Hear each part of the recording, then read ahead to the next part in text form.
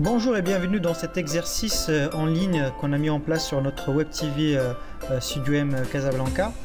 Donc à travers les prochaines vidéos, vous allez être capable d'apprendre des outils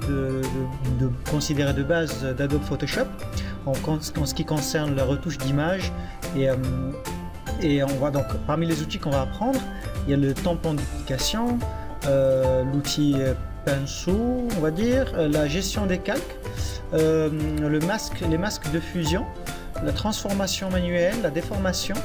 Et donc ça c'est les outils qu'on va apprendre, et on va les apprendre en essayant de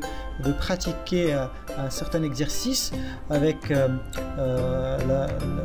comme tâche d'enlever une zone de l'image et de recréer la partie manquante, et de faire en sorte que ce qu'on a recréé reste relativement réaliste ou relativement crédible, et que la personne ou le client qui va voir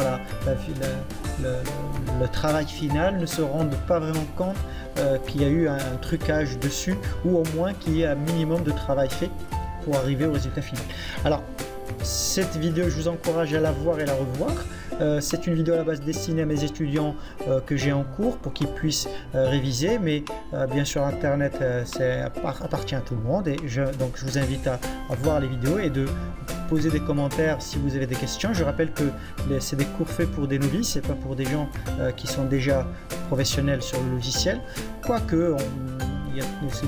il n'est jamais tard pour apprendre. Donc je vous encourage à participer dans les commentaires et poser des questions en tout cas, et s'il y a des questions et tout, et de voir les vidéos plusieurs fois si vous avez des difficultés. Je pense que les vidéos sont assez explicatives, mais bien sûr il y a parfois certaines choses que peut-être j'ai omis de dire ou autre. Je vous rappelle aussi que l'objectif de la vidéo est d'apprendre des outils et pas de faire le travail. On peut faire l'exercice de différentes façons, on peut faire certaines choses de différentes méthodes, mais le but c'est d'apprendre les outils que j'ai énoncés au début de la vidéo pour que vous puissiez au moins être plus à l'aise avec ces outils là. Donc je vous encourage à être un petit peu ouvert dans ce sens, et pour donc ceux qui sont déjà professionnels, je pense que c'est pas une vidéo qui va vous apprendre beaucoup de choses, et si vous êtes un débutant et que vous avez déjà des notions, ou bien vous avez déjà des notions de base, je pense que ça va être très intéressant de voir les prochaines vidéos. Donc bon courage,